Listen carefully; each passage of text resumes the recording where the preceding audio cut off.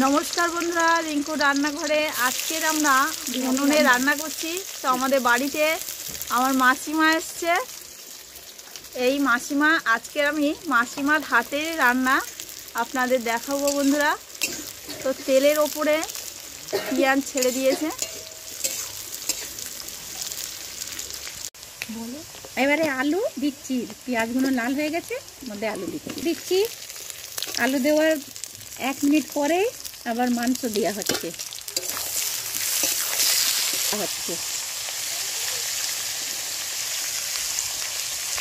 এবারে নুন দেওয়ার পরে 5 মিনিট এর থেকে অল্প জল ছাড়বে। ওই জলটাকে শুকিয়ে ভেজে নিতে হবে। একটু চাপা দিয়ে তুলে আবার ভালো করে নেড়ে চেড়ে নিতে হবে। এর থেকে হালকা হালকা জল বেরোবে, সেই জলে মাংস আর আলুটাকে ভালো করে কষে নিতে হবে। কিছুক্ষণ পরে নেড়ে ছেড়ে জল পুরো শুকাতে হবে, 5 মিনিট লাগবে।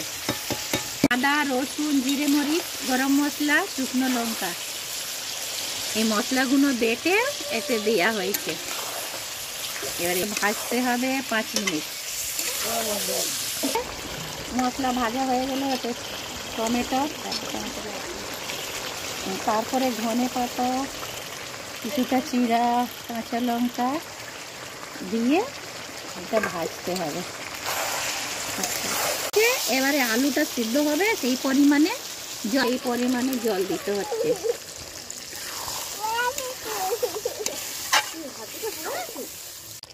এবার রান্নাটা কমপ্লিট হয়ে গেছে। আপনারা দেখে নিন, পছন্দ হলে লাইক সাবস্ক্রাইব করবেন, তাই তো।